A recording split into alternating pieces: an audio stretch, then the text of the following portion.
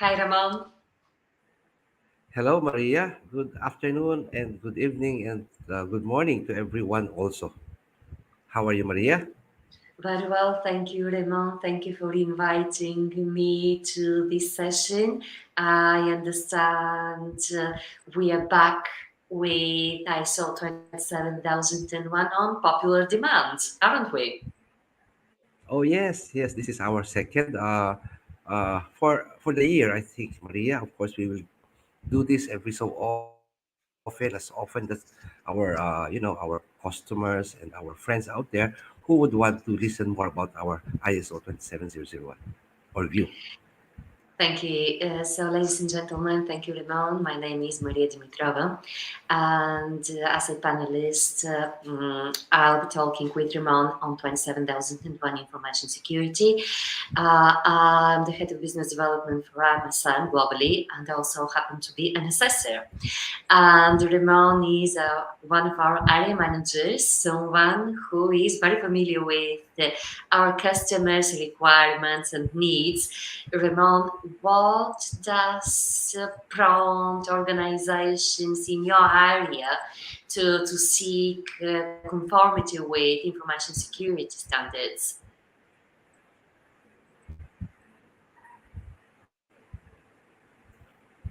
Um, uh, I'm sorry about that, Maria. Could you repeat your question there? I'm having some Yeah, I will. technical Yeah. problems Uh, with the internet. I know we started with a few minutes. It was started a few minutes late, basically because we experienced some technical glitches. Ladies and gentlemen, if it happens, we'll be back as soon as possible. But my idea, Ramon, is for you to tell us why customers in your area seek compliance, conformity with ISO 27001 in your experience. What do the Oh, okay. customers need? All right. Yeah, thank you for asking that, Maria. Actually, whenever I talk to prospective companies who wants to implement ISO 27001, most of the reasons are basically around two areas. Number one is internal. They would very much want to ensure that their data, their operations are highly secured. And secondly, is that this is in compliance with probably their partners, their customers, when they're offering their services, probably especially to government institutions in Asia, in Philippines. This is the ISO 27001 is now becoming a requirement, a minimum requirement for vendors who would like to offer their services to government agencies. It is a requirement before they can actually, offer their services and bid tenders. So those are the two major reasons why companies in Asia and Philippines are actually interested in going for the ISO 27001 certification.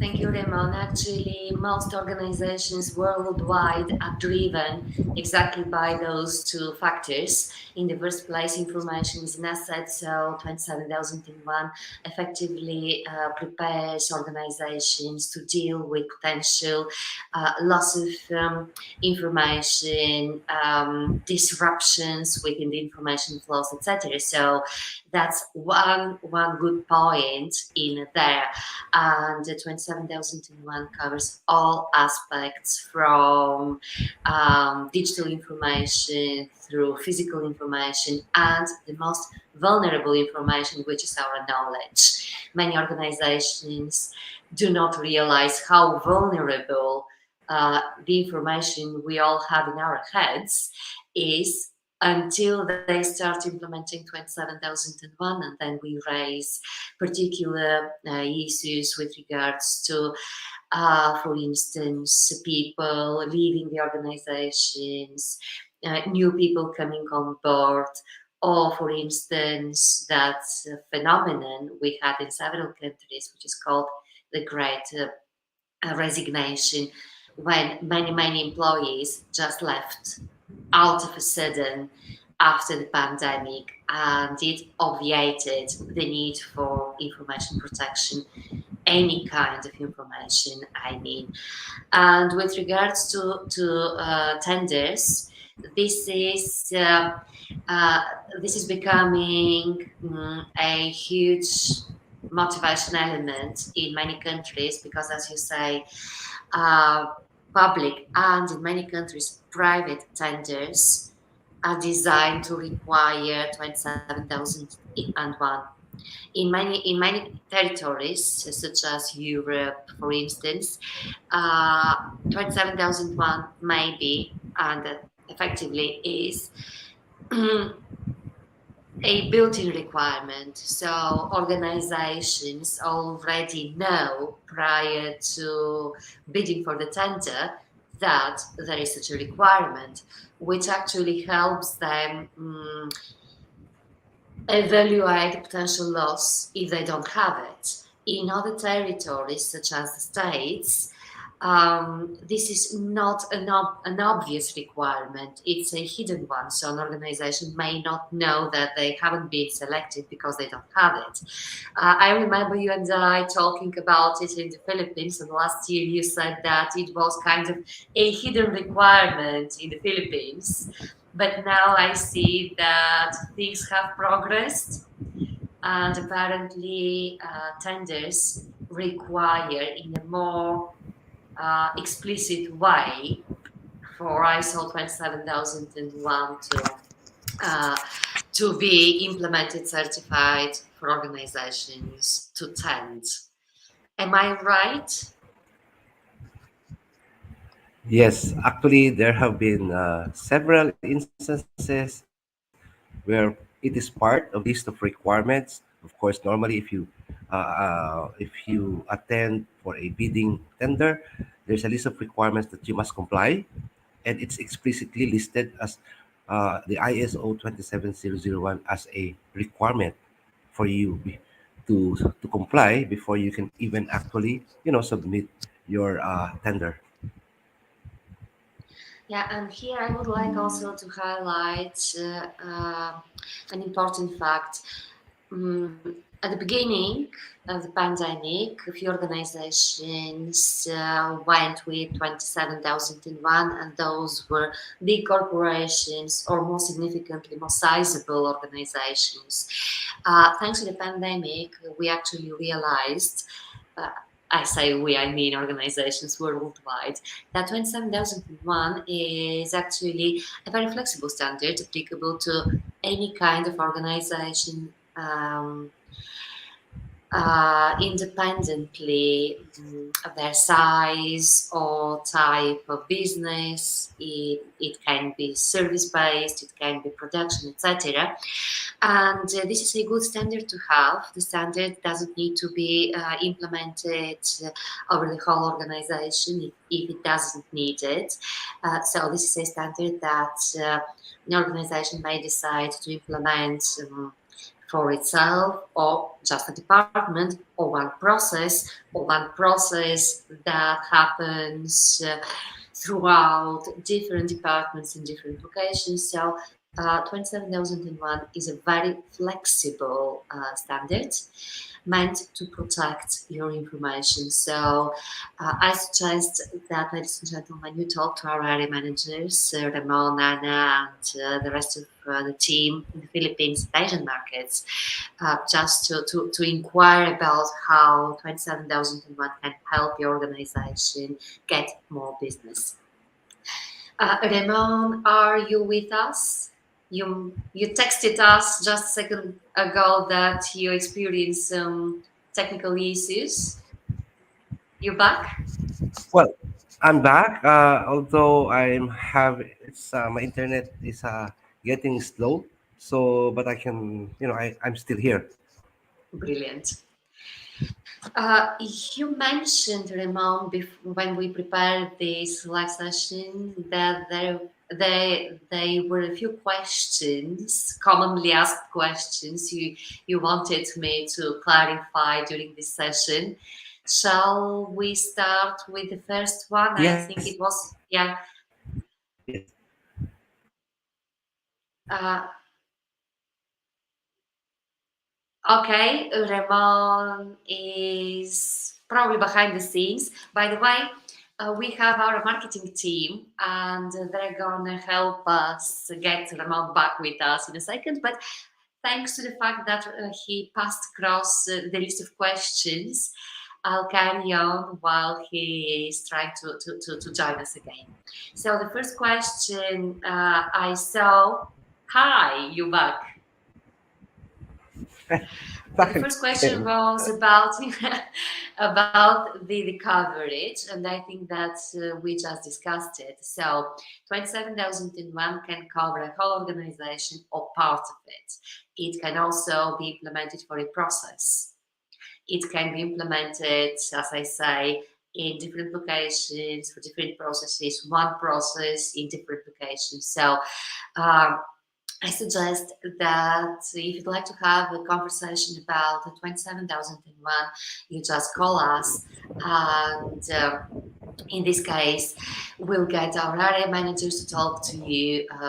Some of our assessors, maybe myself, joining the conversation and giving you further details before you make any decision. Because honestly, implementing an ISO standard should be, must be, the result of a strategic decision made at a very high level within the organization. Uh, what will be reflected in the certificate? In this case, in the certificate will be reflected the scope of your management system. So it's a very hypothetical question. Unless we first discuss the boundaries, the scope and boundaries of your system, we couldn't answer this question. But again, the certificate will reflect where and where the system has been implemented, what for, and then will reflect it on the certificate for you. Let's say that if you implement for the whole organization, it's going to cover the whole organization, and if you go for a process, on the certificate, the scope will state actually that fact that you cover a specific process within your organization. Uh, have I been clear, Ramon? Yes, thank you for addressing that, Maria. That's one of the most common questions that I get whenever I talk to companies who are interested in getting ISO 27001 certified. Thank you. So I see that we've got another question. Does this cover GDPR also? What's the difference? Do they certify GDPR also? Now, this is a tricky question for a very simple reason.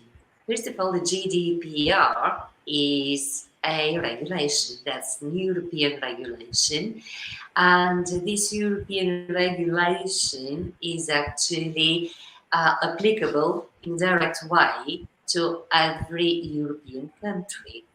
Uh, I mean that for people. Oh, I think we've lost Ramon. Caroline, have we lost Ramon? I can't hear you. Oh, sorry. Yeah, we have, because he's got some technical issues. He does apologise, but he'll be back on as soon as possible. So I'll keep an eye out for him. So it's just you, Maria, at the moment. Okay, I'll get through the list of questions. Thank you, Caroline. Ladies and gentlemen, this is Caroline, the lady who's in charge to bring Ramon back, and she has just done it. So let's talk GDPR. As I said, the GDPR is a regulation which is directly applicable in every European countries without the need to be passed as a law. For those of you who are not familiar with the EU regulatory system, when in the EU European Union a regulation is passed, it can be either directly applied in each country, which is the case with GDPR, or passed with a national law, which would be the case with a cybersecurity regulation. So, uh, to simplify it, and please don't tell anyone I've said it, please, I'm going to deny it worldwide, to simplify it. The GDPR, let's assume that it's a law. It is not, it's a regulation. But to make it clear, let's refer to it as it were a law. We do not certify compliance with laws. That's not possible. By default, we cannot certify GDPR compliance, we cannot certify law compliance, we just do it. So the GDPR is a regulation, and it tells us what we have to do. That's the law, that's the regulation. Now, ISO 27001 is a standard. A standard is an international set of best practice that helps us do what we are required. It doesn't automatically mean that you will be GDPR compliant, but you are much more likely to be if you have 27001 than if you don't have it. And not only the GDPR, but every single compliance obligation that you might have to obey to will be handled, managed through your 27001 conformity. So the standard helps organization manage their overall compliance, not only GDPR, but also cybersecurity laws, contractual obligations, national, regional regulations and laws, etc. So to make it simple, GDPR, regulations, contractual obligations and laws tell us what we have to do. 27001 and the rest of the ISO standards help us do it. So they give us the practical rules and global knowledge to be able to comply with our obligations. So that's the difference.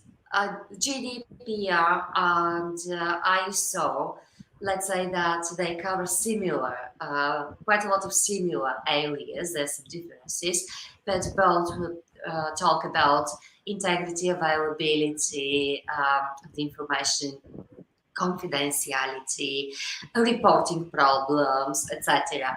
The difference is, again, the GDPR tells us what we have to do. ISO 27001 tells us how to do it. Okay, have I answered the question, Ramon? Yes, I believe so. You were able to address it quite sufficiently, Maria. Thank you very much for that. Thank you. So, what happens if companies do not have skills and capability to create policies, procedures for security? Can IMSM also deliver this? Okay, let's say that organizations actually are quite capable. They may not even suspect it, but when they talk to us, they realize they are. And answering the question, yes, we are good consultants. We know what we do, and we help organizations create their policies. We suggest required procedures. So what happens when you come on board to work with us is actually we go with you through a so-called gap analysis, during which we discuss with you what has been already done, what is being done, etc., what needs to be done. And at the end of this session, we know where the gaps lay, and we help you with the documentation that may be missing, including policies, procedures, etc. So we cannot create all the documentation for you. That's not feasible. So you need to bring in your grain of sand and help us by reviewing what we have created, giving us some further feedback on what has been done for you. But the significant part of the documentation, yeah, we know how to help you with that, including policies and procedures. So, this said, again, many organizations do not realize that they have done quite a lot before they talk to us. I had recently a customer in Spain, and when we started talking, they were kind of afraid of what was coming up. And after our gap analysis, they just looked at me and said, "Oh, we didn't think it would be that easy." I said, "No, it is not going to be that easy. It is just much easier that you expected it to be, because, ladies and gentlemen, 27001 is a complex standard. It is sophisticated. It is not only an ISO standard; it's an IEC standard as well. It means that the ISO, as an organization, has collaborated with the International Electrotechnical Commission, which is probably the best positioned technical commission worldwide to assess on technical issues, to create that standard. So it's, on the one hand, a management system, but within that management system, you get very practical technical support to build your management system. So it is not easy to implement it, but it might be much easier than you expect it to be. So talk to us, and you'll be able to evaluate what you've already done, because you have done quite a lot. It may just not be in conformity with standard requirements. Uh, Ramon, anything you might like to add? Yeah. Well, thank you for addressing that, Maria. And actually, that's how I also try to answer my companies who inquire from me about 27001. They feel they don't have the process and the policies and procedures, and most of the time they do have, bits and pieces of all of these policies already in place. We'll just help them organize at times. Yeah. So, plus, of course, we will have to ensure that all the other prescribed policies and procedures of ISO will also have to be incorporated. And that's where the value of IMSM comes in. That's we are able to identify that during the gap analysis. Yeah. Yep. Um, and there's another question that actually is also being asked from me at times. Like this is more for IT, for companies who are in the IT department. Um, they feel that the ISO has to be related to their computers, to their data center, which is at times true. And they feel that if they have a data center in one place, but their head office is in a different physical place, should they apply or get certification of the ISO 27 just for the office that has a data center, or do they need to have all their offices ISO 27001 certified?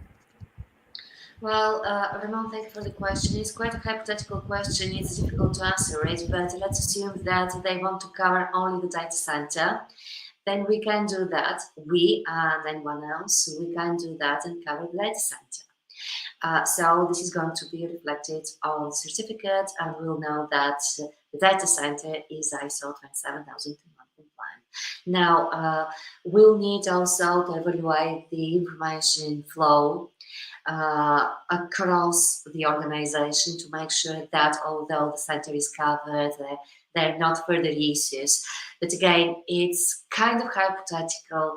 It may be done this way. Let's say that uh, there is complete detachment between the data center and the information flow to other locations, whatever. It would make sense to go only for the data center. But unless I talk to the customer and I can assess the real situation, I can't confirm that this is going to be the right decision. it may or may not be. So a good thing is that, as I say, 27,001 can be implemented for one location, one process, one department, whatever we might need to cover. But before we decide to do it that way, let's talk about it in depth, just to make sure that we're not missing anything. That would be my advice. Yeah, I agree with you, Maria. I guess, yes, IMSM can be implemented in certain departments only, but I believe the better approach is that uh, IMSM talk to the specific company and assess the requirements and see what will be the best approach. Now, I suspected that you would like me to mention the upcoming changes to ISO 27001 because it has been a while now people talking about potential changes, etc. And many customers are slightly disoriented with regards to what's going to happen, etc. So let's mention that issue as well. So for a few months now, maybe over a year. We have been discussing changes, major changes to 27,001 2013. Now, we all know that in October, an amendment only will be published. So the current version, which is the version published in 2013, will still be the one organizations will certify conformity against. So there's not going to be a new 27,001. We will still use 27,001 2013 as a certification standard. The amendment will have two elements. One is affecting clause 6. There's a wording changing, and the other one is affecting the Annex A, which is built in within the standard. Annex A contains the controls which are applicable to the system, and this year a new annex has been published. So the controls have been merged into others, new controls have been added, and organization may use the previous set of controls or the new one. When the amendment is published in October, it will say that from October 2022, the annex published in February 2022 will be applicable, although we'll have a so-called transition period, which we speculate will be at least 1.5 years, maybe 2. So I'm mentioning this because many organizations get slightly concerned about the implementation. They say, there are going to be amendments, changes, we're going to wait for, etc., etc. No need for it. Please be aware of the fact that ISO standards, they have a life cycle. They're designed, they're published, they have their viability during several years, and by default, at some point, they're going to be reviewed and amended or changed. So this is a normal thing. ISO 9001 was first published in 1987, sorry, 35 years ago. I'm getting confused. So during 35 years, it has changed several times. And this is a normal thing. All standards change. So please be sure that consultants and auditors, we are on top of the changes. We know what's going on. And if we assess and advise that you should go with 27,001, please trust us. We know how it works. Quite a lot of speculation. There has been quite a lot of speculation about potential changes. It has created kind of anxiety. But please rest reassured, IMSM and the rest of our partners, competitors, people working in ISO-related businesses, we know that there is no reason to be over concerned about potential changes. We'll let you know what's going on. Please trust us, trust your advisors, your consultants. Go ahead with information security, because if there is anything that cannot wait, it's protecting your information. So, Ramon, do you want to add anything else? No, I'm good. I think we've covered quite a lot for today. But the questions have been addressed about the 27001 and related information about that. So I guess we're good. I'm good now. Brilliant. So let's thank everyone for being with us. And I hope, ladies and gentlemen, that you'll give us a call, talk to us, and discuss 27,001 information security. Thank you again. Carolyn, can you please take over and finish the session? Thank you.